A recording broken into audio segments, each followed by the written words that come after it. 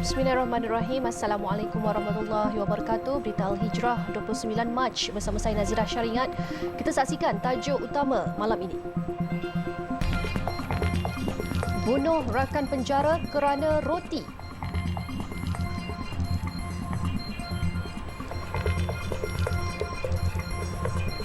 Juga curi kad ATM pesara beli telefon baru.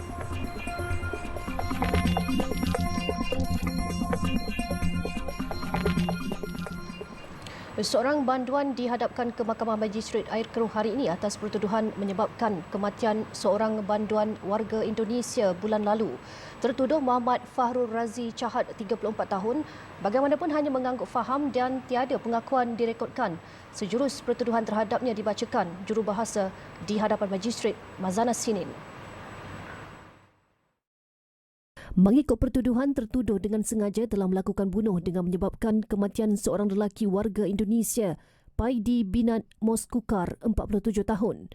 Kesalahan itu dilakukan kira-kira pukul 2.15 petang di bilik nombor 48, tingkat 1 Zon A, Blok Cekal, Kompleks Penjara Sungai Udang dalam daerah Melaka Tengah pada 17 Februari lalu. Bagi kesalahan itu, tertuduh didakwa mengikut Seksyen 302 Kanun Kesiksaan yang memperuntukkan hukuman mati jika sabit kesalahan. Terdahulu, pendakwaan dikendalikan Timbalan Pendakwa Raya J. Banusha, manakala tertuduh tidak diwakili peguam. Magistrate Mazana kemudian menetapkan 29 Mei ini sebagai sebutan semula kes dan serahan dokumen. Media pada 24 Februari lalu melaporkan selepas 7 hari bertarung nyawa, seorang banduan maut dipercayai akibat dipukul oleh rakan sepenjara dalam kejadian di penjara Sungai Udang. Tertuduh dipercayai bertindak demikian selepas mendakwa kononnya mangsa mencuri makanan yang dibekalkan oleh pihak penjara sehingga menyebabkan dia tidak dapat menjamah makanan. Mangsa yang merupakan warga Indonesia berusia 47 tahun disahkan meninggal dunia selepas 7 hari menerima rawatan di Hospital Melaka.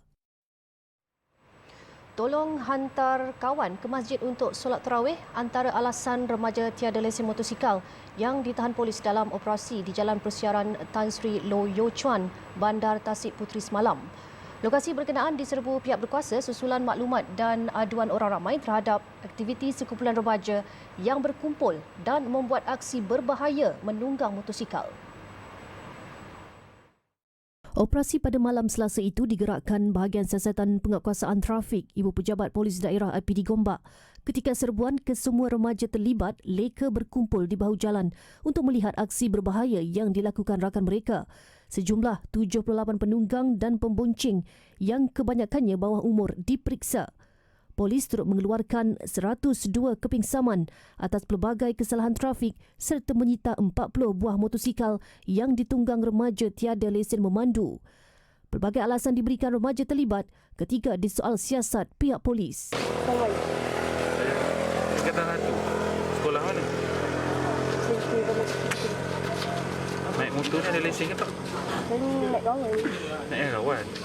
Mak tak marah ke keluar malam-malam ni? Daripada surau. Daripada surau, lepas daripada surau tu mai sini. Buat apa sini tengok orang racing? Banyak racing kat sini. Tak pernah. Dah tahu ni tempat lokasi ni tempat racing datang tengok tu. Kita dah tersinggung, kita lepak di atas satu, blok satu. Buat apa lepak atas? Baju. Polis turut memanggil penjaga bagi menuntut kenderaan dan saman diberikan selepas itu. Pada Isnin, dua remaja 14 tahun cedera selepas motosikal ditunggang mereka terbabit dalam kemalangan dengan sebuah kereta perodua MPV polis di persimpangan Lembah Hijau, Bandar Tasik Puteri Rawang.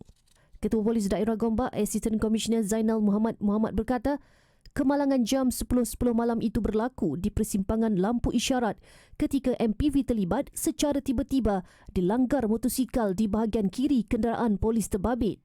Siasatan mengikut Seksyen 43-1 Akta Pengangkutan Jalan 1987 sedang dijalankan bagi mengenal pasti punca kejadian. Seorang pesara kerajaan berputih mata apabila kerugian hampir RM50,000 setelah kad mesin juruwang automatik ATM biliknya dipercayai digunakan pasangan suami isteri. Kejadian berlaku selepas mangsa mendapatkan pertolongan daripada suspek lelaki untuk mengeluarkan duit di mesin ATM. Suspek telah menggunakan kad ATM milik mangsa untuk pelbagai transaksi, antaranya membeli sebuah telefon bimbit. Tindakan kedua-dua suspek membuat pembelian telefon menggunakan kad ATM mangsa itu dirakam kamera litar tertutup CCTV dipercayai di sebuah premis jualan di Kapar. Mangsa yang berusia 62 tahun hanya menyedari tindakan suspek selepas beliau ke kaunter bank dan dimaklumkan kad yang dipegang bukan miliknya. Suspek dipercayai telah menukar kad ATM asal mangsa dengan kad lain ketika berpura-pura membantu mangsa. Semakan oleh pihak bank kemudian mendapati terdapat 23 transaksi tanpa kebenaran menggunakan kad ATM asal mangsa berjumlah kira-kira RM46,000. Pesara itu kemudian membuat laporan polis dan kes disiasat di bawah Seksyen 4 Akta Jenayah Komputer 1997. Seorang wanita orang kurang upaya OKU meninggal dunia akibat kebakaran di sebuah rumah di kampung Parit Haji Ilyas, Air Baloi, Pontian. Ketua Polis Daerah Pontian, Superintendent Muhammad Syafi Taib berkata, dalam kejadian pada Selasa itu, mangsa dipercayai meninggal dunia akibat lemas terhidu asap. Muhammad Syafi berkata mangsa berusia 48 tahun itu turut melecur di beberapa bahagian badan dan meninggal dunia di lokasi kejadian. Menurut bomba, kebakaran bermula dari bahagian dapur dan merebak ke depan rumah. Namun, punca kejadian sedang disiasat pasukan forensik, Balai Bomba dan Penyelamat BBP Pontian. Ketua BBP Pontian, penolong penguasa bomba Azhar Abdul Jalil berkata, kebakaran melibatkan sebuah rumah satu tingkat jenis kekal yang musnah 70% daripada keseluruhan bangunan. Mangsa wanita OKU tersebut ditemukan rentung di ruangan bilik tidur sebelum diserahkan kepada pihak polis. Lebih 20 premis makanan di Kota Baru, Kelantan diperiksa dalam operasi bersepadu Ramadan bagi memastikan tiada perkhidmatan jualan kepada kaki ponting puasa. Pemeriksaan dilakukan di kawasan-kawasan hotspot yang menjadi tumpuan kaki ponting puasa seperti kedai makan bukan Islam dan kawasan tepi Sungai Kelantan. Operasi hari ini membabitkan 16 penguatkuasa daripada Jabatan Hal Ehwal Agama Islam Negeri Kelantan dan 10 penguatkuasa Majlis Perbandaran Kota Baru Bandaraya Islam serta dibantu oleh kehadiran anggota polis. Dalam operasi 4 jam yang bermula jam 9 pagi hingga 1 tengah hari itu, premis menjual makanan diperiksa untuk memastikan mematuhi peraturan dan syarat beroperasi di bulan Ramadan seperti masa perniagaan dan tidak membenarkan mereka yang beragama Islam makan di premis berkenaan. Dalam operasi itu, seorang lelaki ditahan kerana merokok di tempat terbuka dan dia mendakwa mempunyai masalah kesihatan serta tidak dapat berpuasa. Lelaki itu turut menunjukkan ubat-ubatannya sebagai bukti namun tetap diberikan amaran oleh pihak berkuasa. Selain itu, seorang remaja belasan tahun turut ditahan dalam operasi berkenaan kerana mengutip derma untuk sebuah rumah anak yatim di Bacok tanpa kelulusan dari pihak berwajib. Remaja itu mendakwa baru 2 hari diminta keluar mengutip derma dan tidak tahu bahawa perbuatan itu salah dari segi undang-undang. Dalam pada itu, seorang peniaga bukan Islam turut dikenakan kompaun sebanyak RM2,000 dalam operasi hari ini selepas dikesan menjual minuman keras tanpa lesen. 4 inisiatif tambahan dalam Belanjawan 2023 diumumkan Perdana Menteri Datuk Seri Anwar Ibrahim hari ini. Inisiatif tambahan itu antaranya turut melibatkan bantuan khas kewangan Aidilfitri. Saya lihat masih ada masalah, terutama bulan Ramadan dan Aidilfitri. Maka saya bersetuju untuk menyalurkan bantuan khas keuangan Aidilfitri kepada 850,000 orang pekebun kecil getah, pesawah dan nelayan sebanyak RM200 lagi tambahan daripada yang telah diumumkan. Ini akan menelan belanja RM170 juta. Beliau berkata demikian ketika membentangkan rang undang-undang RUU Perbekalan 2023 Belanjawan 2023 bagi bacaan kali kedua di Dewan Negara hari ini. Datuk Seri Anwar Ibrahim memaklumkan kerajaan turut bersetuju untuk menyalurkan bantuan khas kewangan Aidilfitri sebanyak RM300 kepada lebih 200,000 orang sukarelawan Jabatan Sukarelawan Malaysia Rela, sukarelawan Angkatan Pertahanan Awam, polis dan bomba. Selain itu, beliau turut mengumumkan pelanjutan pelepasan cukai pendapatan individu sehingga RM8,000 untuk simpanan bersih tahunan dalam skim simpanan pendidikan nasional SSPN sehingga 2024. Dua lagi inisiatif tambahan melibatkan peruntukan kredit perumahan menerusi syarikat jaminan kredit perumahan SJKP dan pengisian jawatan perkhidmatan awam dalam sektor kritikal khususnya bidang kesihatan serta pendidikan. Rang Undang-Undang Sewaan Kediaman berkaitan perjanjian sewaan kediaman, tanggungjawab penyewa dan pemilik kediaman serta tindakan penguatkuasaan dijangka akan dibentangkan di Parlimen tahun depan. Timbalan Menteri Pembangunan Kerajaan Tempatan Akmal Nasrullah Muhammad Nasir berkata, kementerian sedang menjalankan kajian kerana ketika ini masih tiada undang-undang spesifik bagi mengawal selia permasalahan yang wujud dalam sektor sewaan kediaman. Antara objektif pengubalan RUU sewaan kediaman adalah bagi mengawal selia hubungan antara pemilik kediaman dan penyewa, mengimbangi hak dan kewajipan kedua-dua pihak serta mewujudkan institusi penyelesaian pertikaian antara pihak-pihak yang terlibat dalam urus niaga sewaan kediaman. Tambah beliau, rang undang-undang ini turut menyediakan prosedur tindakan serta mekanisme penyelesaian sekiranya wujud sebarang pertikaian dalam urusan sewaan kediaman. Beliau berkata demikian di Dewan Rakyat hari ini bagi menjawab soalan Ahli Parlimen Kepong Lim Lip Eng yang ingin tahu jika undang-undang perlu digubal untuk melindungi pemilik hartanah daripada penyewa yang tidak membayar sewa. Nasib ibu tunggal jaga anak OKU.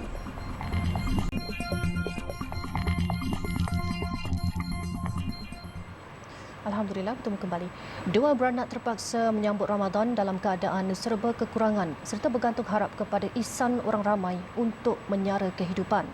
Ibu tunggal Nur Hayati Mustafa, 62 tahun, yang menjaga anaknya berstatus orang kurang upaya, Ahmad Khairul Ahmad, 35 tahun, ada menerima wang zakat daripada Majlis Agama Islam dan Adat Resam Melayu Pahang Muib sebanyak RM200 sebulan. Namun, wang terbabit perlu digunakan untuk membayar sewa rumah. Dua beranak itu tinggal di sebuah rumah yang serba daif di kampung SC Kuantan Pahang. Nur Hayati berkata masalah kesihatan yang dihidapinya tidak membolehkan dia untuk keluar bekerja. Makcik ni dulu dah tahun 2014 ada jatuh, jadi ada pendahan dalam otak. Kan, sebab pendahan makcik mengalami stroke sebelah badan, mata sebelah buta dan telinga sebelah pekak. Jadi sejak dari tu makcik tak bekerja. Nak bekerja lagi anak yang sekarang ni pula daripada tahun 2020 dia kencing manis daripada kecil, dah kena potong kaki pula sebab jangkitan kuman. Jadi nak jaga dia lagi. Diri kita sendiri pun tak sihat. Macam itulah. Makcik cuma dapat zakat dengan cakap senang je lah.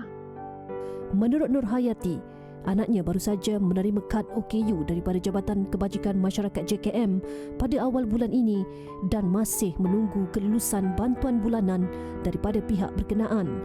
Sementara itu, Nur Hayati berkata, sudah beberapa tahun dia tidak menikmati kemeriahan Hari Raya kerana tiada sebarang persiapan dibuat termasuk tahun ini. Makcik dekat nak raya ni pun makcik tak ada persiapan langsung. Sebab tak ada rasa nak beraya. Dengan kehidupan kita yang berumah yang macam ni, dengan tak ada duit, jadi susah sangat kan. Nak beraya tu memang tak ada hati langsung dengan nak raya. Apatah lagi bulan puasa ni, kita makan apa yang ada je, sekadar apa yang ada je. Tak lebih daripada tu. Orang ramai yang ingin membantu boleh menghubungi Nur Hayati Mustafa di talian 011-2571-4064 atau menyumbang ke akaun tertera.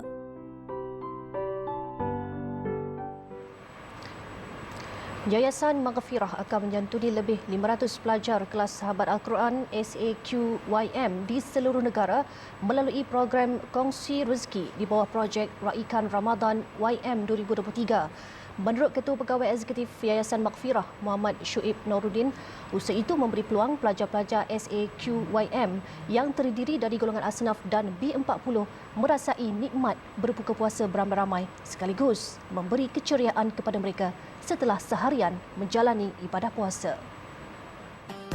Jelasnya untuk fasa awal Ramadan, pihaknya memberi fokus di kawasan program perumahan rakyat PPR di sekitar Lembah Kelang dan Selangor terlebih dahulu. InsyaAllah, Alhamdulillah Yayasan Maghfirah untuk Ramadan pada kali ini kita telah mengadakan majlis iftar bersama anak-anak sahabat Al-Quran terutamanya di lebih 15 PPR dan sekitar Lembah Kelang dan juga Selangor.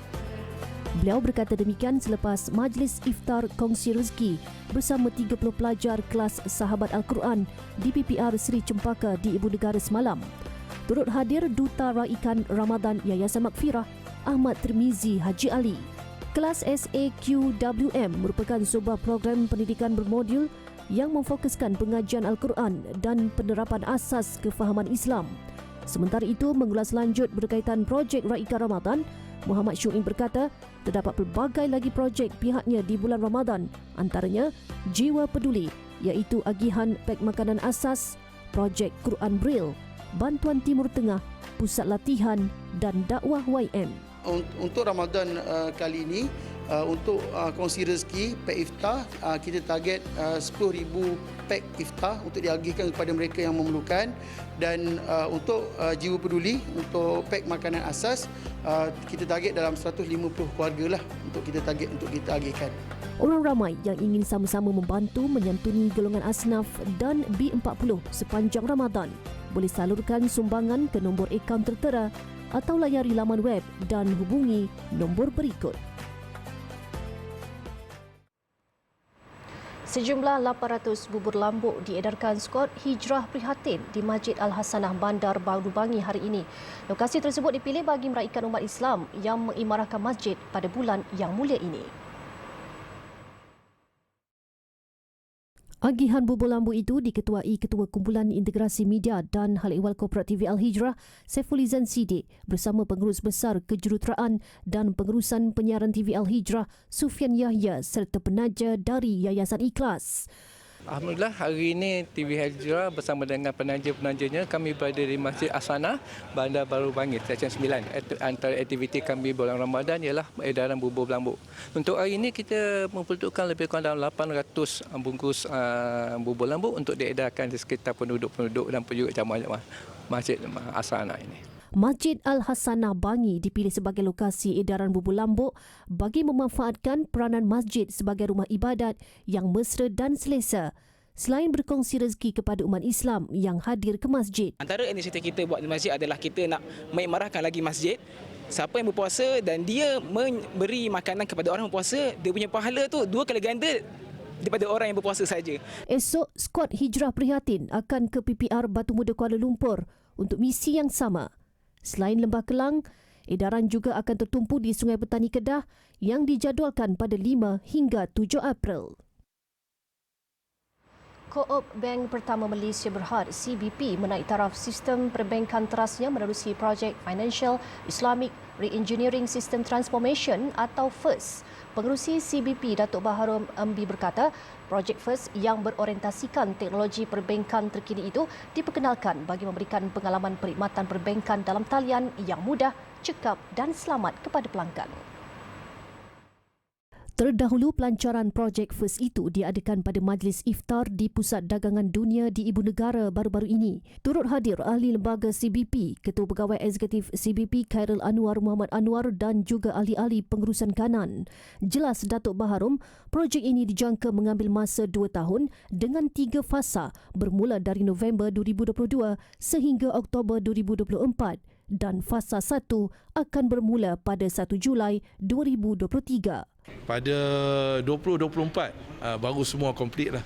Jadi dengan ada komplit sistem ni, jadi kita akan menentukan bahawa customer kita bila dia masuk di CBP itu, dia mempunyai orang kata satu pengalaman yang orang kata baik dari segi servis yang kita janjikan pada kita punya customer. Sementara itu, Ketua Pegawai Eksekutif CBP Khairul Anwar Muhammad Anwar berkata, menerusi sistem ini, ia membantu institusi perbankan berkenaan untuk menambah baik perkhidmatan mereka. The data yang kita dapat itu it will make us understand the behaviour of the customer better. So kita boleh faham customer kita punya behaviour, money in, money out, dia belanja di mana and all that.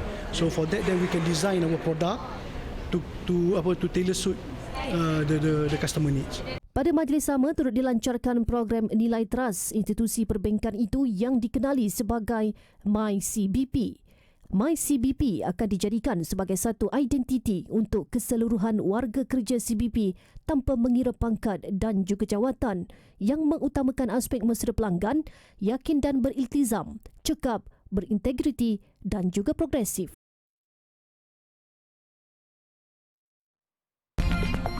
Empat 40 maut depoh tahanan terbakar.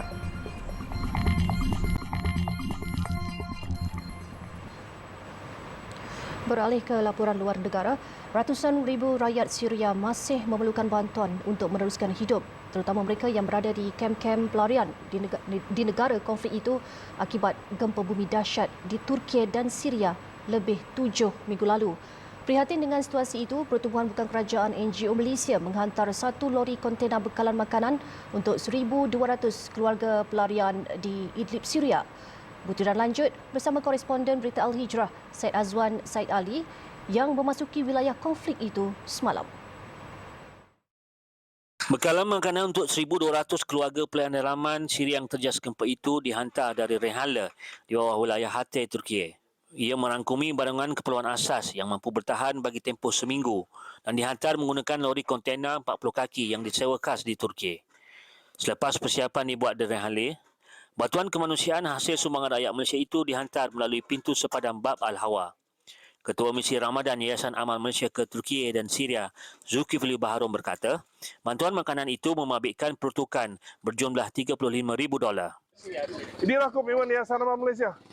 Bila terjadi bencana dan sebagainya, kami cuba menjadi antara yang terawal untuk terima di suatu daerah atau di kawasan bencana untuk membantu terutamanya masyarakat Islam. Makanan itu diagihkan di beberapa kawasan, antaranya di perkampungan Qaf di Idlib di utara Syria. Tiba di perkampungan Qaf, tim MGO Malaysia disambut penduduk tempatan yang kemudiannya mengagihkan kotak bantuan makanan bagi keperluan bulan Ramadan itu. اسمي عبد الله أشكر دولة ماليزيا شكرا لها رمضان كريم أشكر المؤسسات الخيرية. Mengikut data Bank Dunia, jumlah kerugian langsung memabitkan kerosakan infrastruktur di wilayah Syria akibat gempa bumi bulan lalu mencecah $5.1 bilion. Walaupun kebanyakan kem-kem pelarian tidak terjejas secara langsung kerana kebanyakan pelarian dalaman tinggal di dalam kemah, majoriti mereka sememangnya bergantung kepada bantuan asing untuk meneruskan kehidupan. Krisis perang saudara di Syria sudah memasuki tahun ke-12 dan tidak menunjukkan sebarang tanda-tanda untuk diselesaikan. Dan apabila gempa bumi berlaku di selatan Turki dan di utara Syria, banyak yang terjejas. Dan di sini dikatakan hampir keseluruhan penduduk di kawasan ini bergantung pada bantuan asing. Dan hari ini bantuan tiba dalam bentuk bekalan makanan daripada Yayasan Amal Malaysia, NGO Malaysia yang terus menyalurkan bantuan tidak putus kepada saudara mereka yang memerlukan di bumi Syria. Syed Azwan Said Ali melaporkan untuk Berita Al-Hijrah dari Qaf, Idlib, Syria. Sekurang-kurangnya 40 maut dan 29 lagi cedera parah dalam kebakaran di sebuah pusat tahanan imigresen di Mexico. Insiden berlaku lewat malam kemarin di pusat berkenaan yang terletak di bandar Ciudad Juarez. Menurut Institut Migrasi Kebangsaan Meksiko, kemudahan pusat itu menempatkan 68 migran dewasa dari Amerika Tengah dan Selatan. Kebakaran dilaporkan tercetus selepas tahanan di depo tersebut dipercayai memulakan kebakaran sebagai tanda protes bagi membantah penghantaran pulang mereka. Menurut Presiden Meksiko Andres Manuel López Obrador, tahanan meletakkan tikar pada pintu dan membakarnya. Namun tidak menyangka tindakan tersebut mengakibatkan tragedi kebakaran yang besar. Sementara itu, ahli keluarga yang marah dengan insiden itu mahu menuntut keadilan. Mangsa yang maut termasuk tahanan dari Guatemala, Honduras, Venezuela, El Salvador, Colombia dan Ecuador.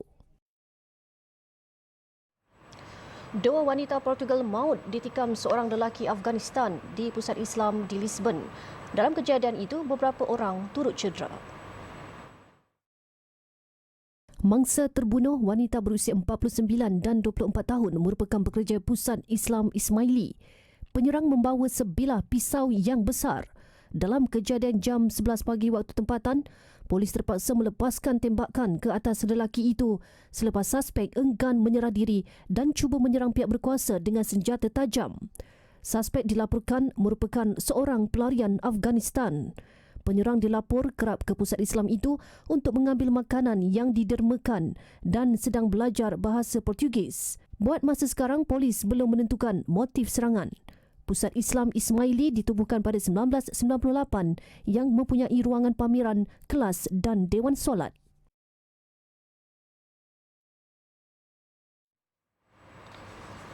Kira-kira 500 masyarakat Islam di Kongo terpaksa melarikan diri ke utara Goma ekoran konflik antara tentera dan kumpulan pemberontak M23 yang masih berterusan. Mereka terpaksa berteduh di kem pelarian Munigi dan menyambut Ramadan dalam keadaan daif, termasuk kurang makanan dan tiada akses air bersih. Sebahagian besar di kem berkenaan merupakan pelarian dari wilayah Kivu Utara yang berdepan konflik berdarah. Pemberontak M23 merupakan kumpulan yang disokong negara jiran Rwanda. Ditambah bulan Ramadan menyukarkan lagi keadaan pelarian ini. Sumber makanan yang terhad menyebabkan mereka terpaksa mencatu makanan demi kelangsungan hidup. Kebiasaannya mereka hanya dihidangkan nasi bersama kacang merah sebagai juadah berbuka. Lebih menyedihkan, mereka terpaksa berkongsi secara beramai-ramai bagi satu dulang kecil. Kebanyakan penghuni di kem berkenaan kehilangan ramai ahli keluarga akibat pertempuran antara tentera dan kumpulan pemberontak M23, terutama di Kivu Utara. Sekian untuk malam ini. Ikuti banyak lagi kandungan menarik berita Al-Hijrah menerusi platform media sosial seperti Facebook, Twitter, YouTube, Instagram dan TikTok. Juga layari alhijrahnews.com untuk laporan berita dalam dan luar negara serta artikel eksklusif. Saya Nazira Syaringat, satukan ummah dengan ilmu bagi memperkasa Malaysia Madani. Assalamualaikum dan selamat malam.